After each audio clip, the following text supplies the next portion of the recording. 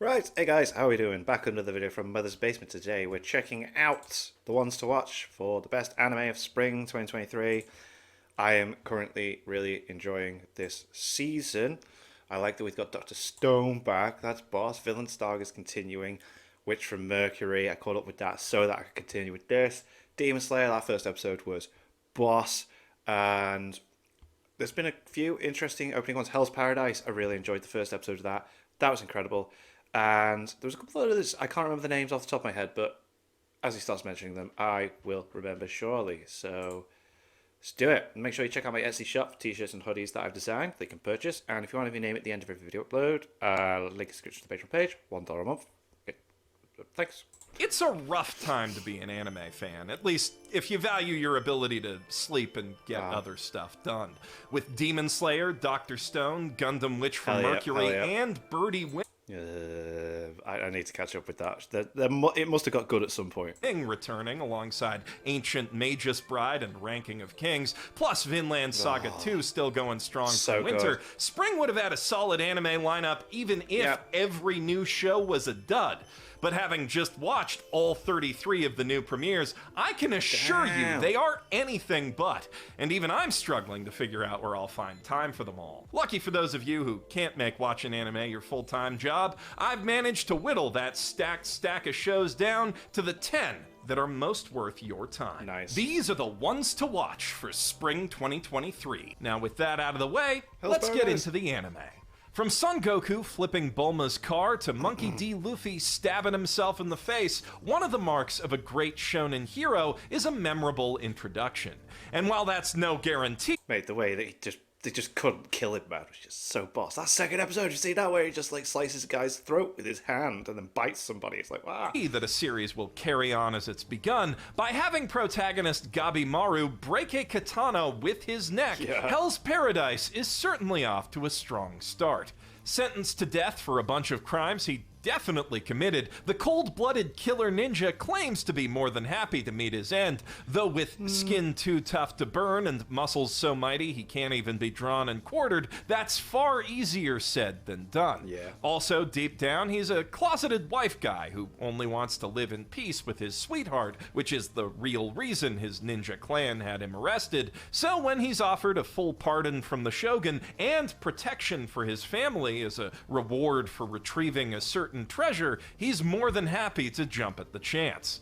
It's not just any treasure, though. The elixir of life is said to be hidden somewhere on a mysterious island called Paradise.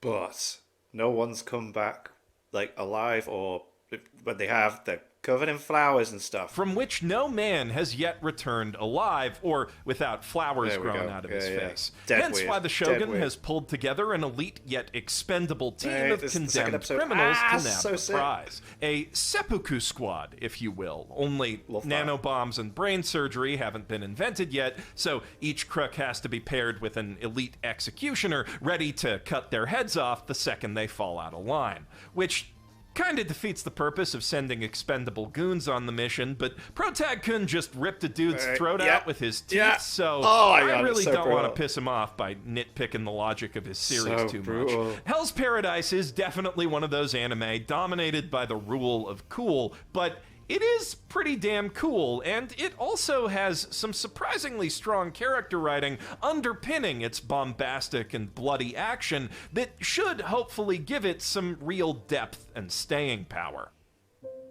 On the other end of the cosmological naming spectrum, Heavenly Delusion is a post-apocalyptic adventure that follows a pair of travelers as they trek across a ruined Japan. The animation's absolutely awesome on this. Wow, and that's on Disney Plus. Oh, I need to sort out a Disney Plus account. I'm sure I can do that. Evading the strange monstrosities that brought about the end on their way toward an uncertain goal, with the younger of the two supposedly destined to save the world somehow and uniquely capable of taking out those monstrosities, and an older mercenary acting as protector while trying and failing to maintain professional distance. It's not hard to see shades of The Last of Us here, but Kiruko has one thing Joel definitely doesn't: a motherfucking laser gun. Whoa. Which will come in mighty handy as the pair chase rumors of a lost sanctuary known only as Heaven, since those monstrosities I mentioned are a lot stranger and harder to kill than your run-of-the-mill mushroom zombies.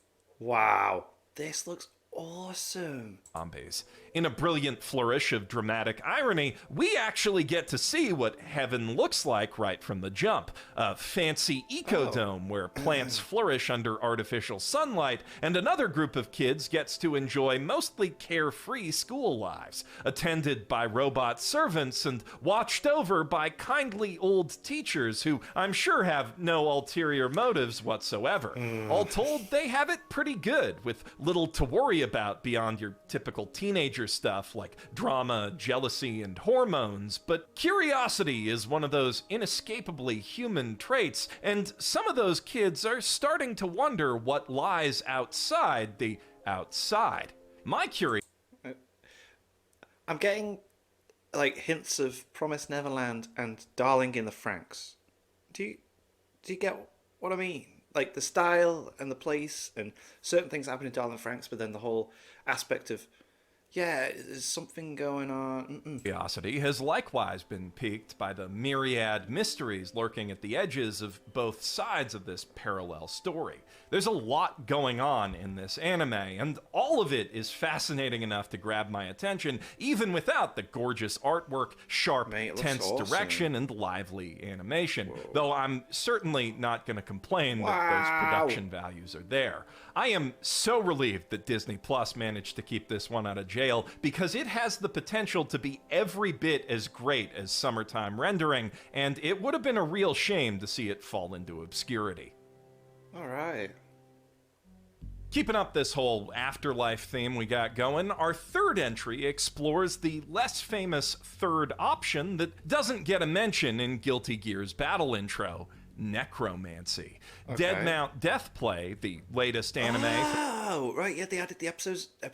Oh, I haven't watched this yet. Okay, tell me about it. In the mind of Bakano and Durarara creator Ryogo Narita, opens on an epic battle between a noble knight cursed with an evil eye and a monstrous undead mage known only as the Corpse God, which doesn't go quite as planned. Right when it seems like the knight has won, the Lich prepares a strange spell, and when the final blow is struck, the soul of our hero gets flung into the body of a teenager in modern-day Tokyo. Oh. That's right, it's a rare reverse isekai. Finally free of the war-blighted, grimdark fantasy world he once called home, our hero resolves to renounce conflict and death and live the peaceful life he always dreamed of. But considering the body he just jumped into was assassinated moments prior with a crowbar to the neck, and the extremely hot crazy girl who did it would greatly prefer he stay that way, it might take a bit of work for him to get there. Damn, she reminds me of, is it Rize from Tokyo Ghoul?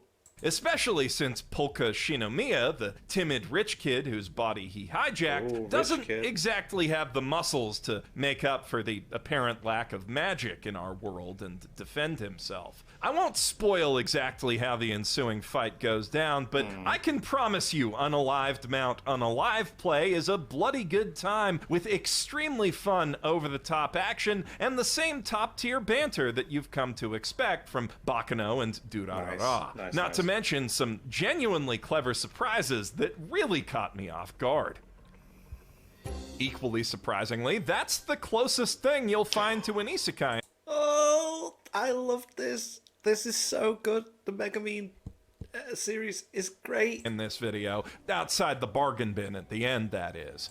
And did you get onto that it was Kazuma doing the voiceover at the start of the first episode? I noticed it straight away. So cool. I can, however, offer you a pretty darn great pre-Sekai in the form of Konosuba, an explosion on this wonderful world. A prequel spin-off that follows a young Megumin on her path to magehood, and more importantly, mastery of that most elusive and ultimate of spells, explosion, at the prestigious Crimson Demon Academy. where she and the other children of her genetically engineered super wizard clan learn valuable lessons about that most important aspect of combat and life. To be cool. Looking cool. Yeah. Specifically an edgy 12-year-old's concept of cool, which is the basis for their entire culture on account of how the Crimson Demons were genetically engineered by an otaku from our world. And that culture was easily the funniest part of the Konosuba movie, so getting to see it explored in more depth here, along with all the crazy characters around the village, is an absolute delight that should make fans of the original anime very happy. But what of potential new fans looking to this series as a possible fresh start? Well, I'm honestly in way too deep at this point to ever evaluate the anime on those terms, but I do think the comedic dynamic between Megumin, her rival Yunyun, and their classmates, not to mention her crazy poor family and the village at large, is plenty funny in a vacuum, and different enough from what makes Kazuma and Co. so entertaining that Konosuba Explosion is well worth a watch purely on its own merits. Though one thing it does have in common with its sister series, thankfully, is its hilariously expressive animation. Now, if that doesn't scratch your isekai itch, well, Skip and Loafer definitely won't either, but the fish out of water angle's as good a segue as any into talking about this breathtakingly animated high school drama. Mitsumi Iwakura is a small-town girl with big-time dreams, aiming to crush it at university, seize wealth and power, and ultimately use that to save the floundering economy of her two-horse town. She's off to a good start, too, having earned the class representative spot at one of Tokyo's most competitive high schools, but book smarts and street smarts are two very different things, and all the prep work in the world won't get her anywhere if she can't navigate the Tokyo Metro and actually make it to school first. Enter Shima Sosuke, a charming, laid-back slacker who happens upon Mitsumi in her darkest moment and finds himself doing the last thing he ever imagined on his first day, running his ass off to get to school on time. When you meet... Okay. I mean, I don't think I'm going to be watching this. This doesn't seem my type of thing. Like these kind of like story, slice of life story kind of these. They need to have like a really big comedic hit for me. Like I can't remember what it was.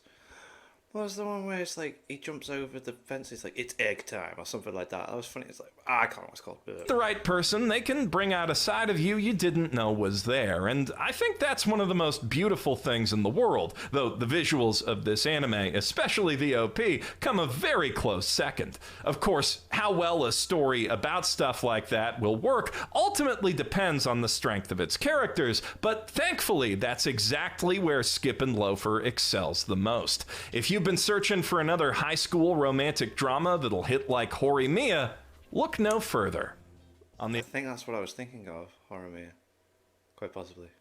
Right, what we got next? On the other hand, if you're looking for a slightly more mature love story that scratches the same itch as Otakoi, My Love Story with Yamada at level 999 might just be the anime for you. Okay. When college student Akane Kinoshita's boyfriend dumps her for a girl he met in an MMO that they were supposed to be playing together, she takes it pretty hard and ironically ends up sinking even deeper into the game, taking her frustrations out on some random mobs and her extremely socially awkward guildmate Yamada, who was hoping to farm those mobs for a rare drop.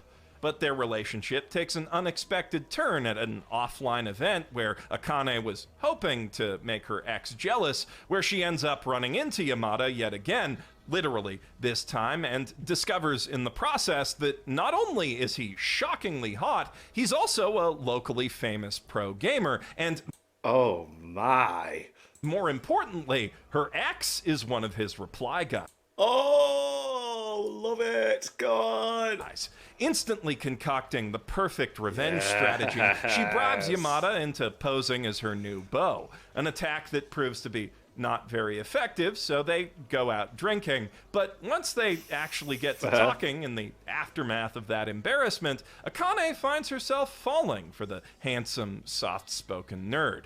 Despite his good looks, though, Yamada's never had a girlfriend, and he's basically oblivious to the entire world outside of games, so it's gonna take some serious work if Akane wants to claim that server first.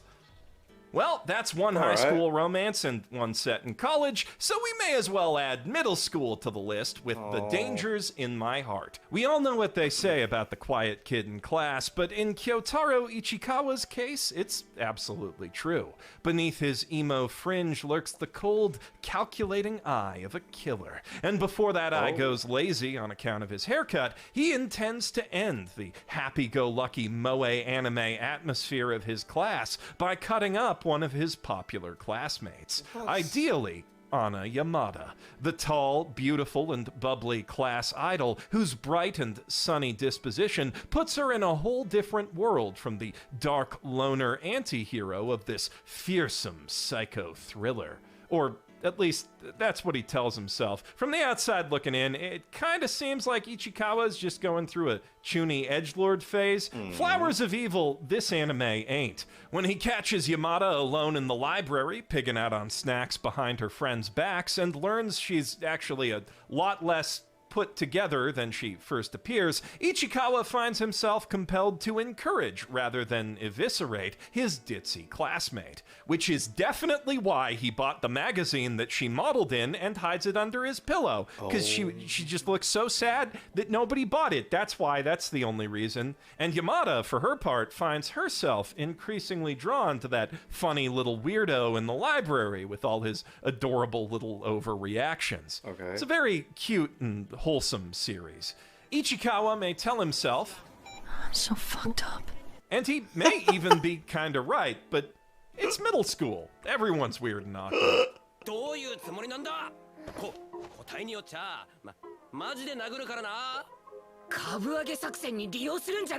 Some kids just hide it better than others, and The Dangers in My Heart captures that delicate, embarrassing, transitory moment in our lives with gorgeous animation and a charming, slightly twisted sense of humor. This anime is basically Oh Maidens in Your Savage Season meets Teasing Master Takagi-san, and I am here for it.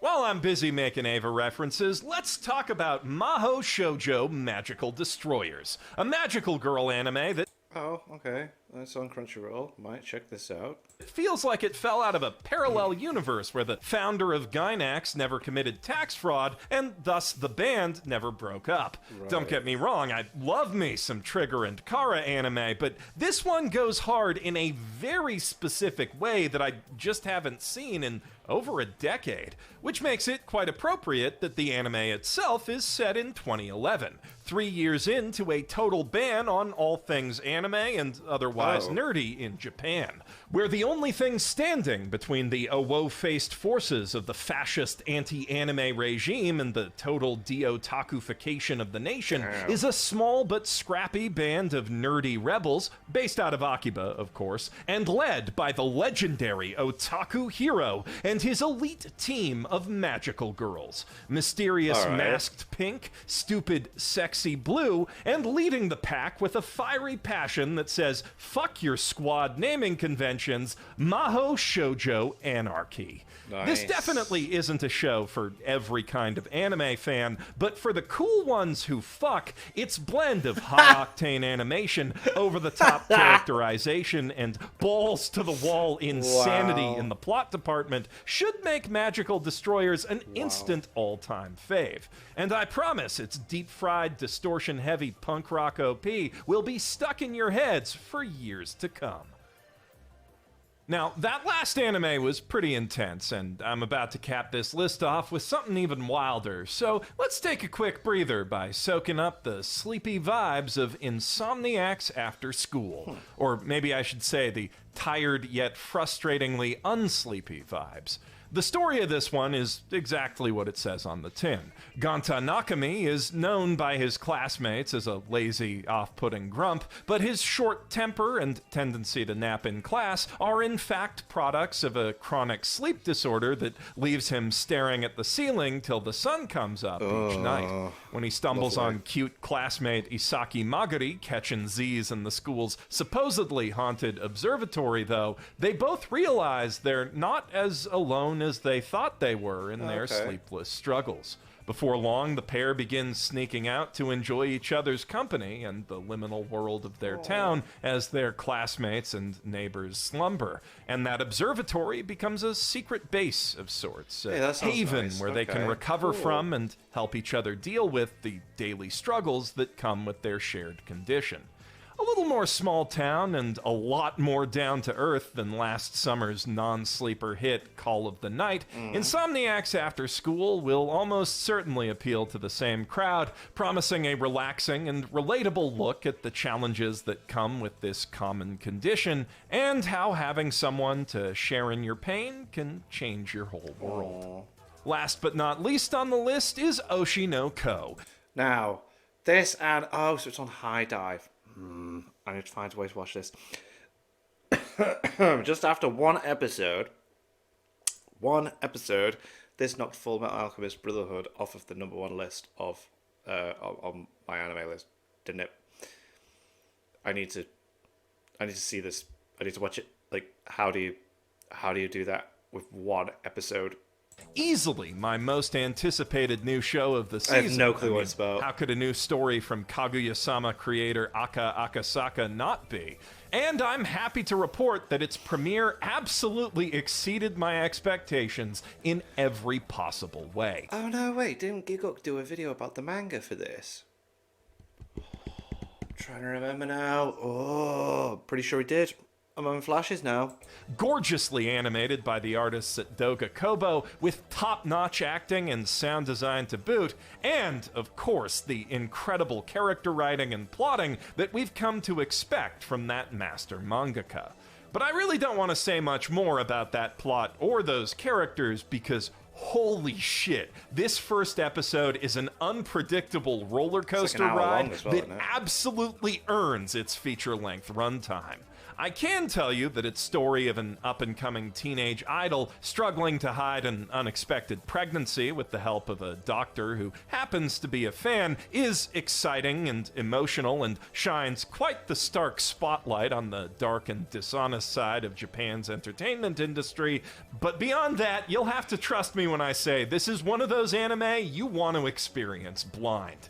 Oshi no Ko is also one of those anime that I am absolutely, without question, gonna write some sort of video essay about before the season's over, and there'll be no avoiding spoilers in that video, so get into this one while the getting's good. Okay. Before you get getting, though, don't forget we've still got a bargain bin to rummage through for those of you who weren't quite satisfied with my top recommendations. Starting with Mashle. That first episode was so good. With its simple, appealing concept of what if One Punch Man went to Hogwarts and used his muscles to pretend he was a wizard, plus some absolutely stunning action threads, this is easily one of my favorite manga currently running in Shonen Jump.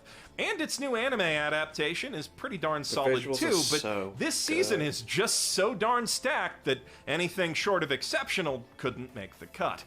Too Cute Crisis was another very strong contender that very nearly made the list with its genuinely hilarious central joke of an alien researcher for an intergalactic empire wanting to get rid of all life on Earth, but being continually blown away by how insanely adorable all of our animals are.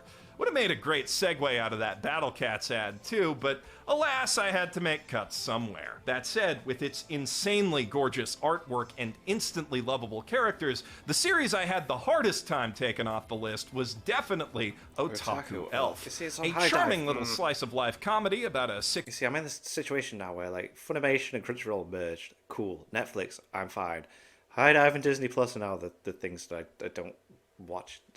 600-year-old anime and game-addicted elf who became enshrined as the local deity of a Japanese town after getting reverse isekai'd many years ago, and the put-upon teenage Miko who's tasked with serving her snacks and Red Bull in the modern day. Right. It is seriously cute and incredibly funny with a very strong heart. Next up, The Sacrificial Princess and the King of Beasts, which I was lucky enough to get an advanced screener of courtesy of Crunchyroll, is a romantic fairy tale about a young human girl who's offered up to a race of man-eating beasts to maintain their species' hard-won 100-year-long peace. Why have I not watched this? Now I'm annoyed. It's on Crunchyroll. I'll have to check this out. It looks cool. With a well-built world rendered in gorgeous watercolors, fantasy fanatics will find a lot to love in that very series. Beauty and the Beast. And for that same crowd, the reason why Raylina ended up at the Duke's Mansion I watched the first episode of that. Very interesting. Makes a very strong case for itself with an unusually complex isekai premise. Our heroine has been reincarnated into the world of her favorite Regency mystery but she's meant to die, and she's going to change that novel as the victim whose murder is supposed to kick the story off. Seeking to avert that horrible fate, she has to use her knowledge of the novel to insert herself into the dangerous political landscape of the nobility and find a way to undermine her fiancé and would-be killer. The next isekai in the bin, My One-Hit Kill Sister, is... It's quite funny. This is quite funny. Weird. Very weird. The brother-sister relation is very much... What just happens now, by the looks of it in anime, but... Slightly less intellectual than that.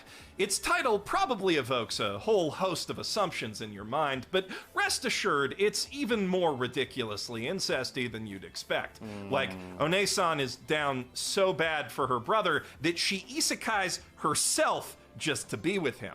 What I didn't expect, though, was for the series to go as hard as it does with its animation, which seriously elevates what would otherwise be tepidly edgy comedy.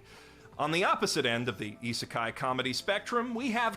This was weird. The first episode of this was so weird. It took a while to get into what was going on, but it was like, okay. Kamikatsu, serving God in a godless world. A tale of a cult leader's son who wishes to be reborn in a land without religion after his dad's insanity gets him killed. This show's trainwreck tier animation and pacing belie some seriously sharp-witted satire and truly audacious jokes that I am itching to talk about when it's time to do the hottest trash. I tell you what, I have seen a lot of things in anime, but this is the first one that's gone from zero to... that opened up just like that, like, what?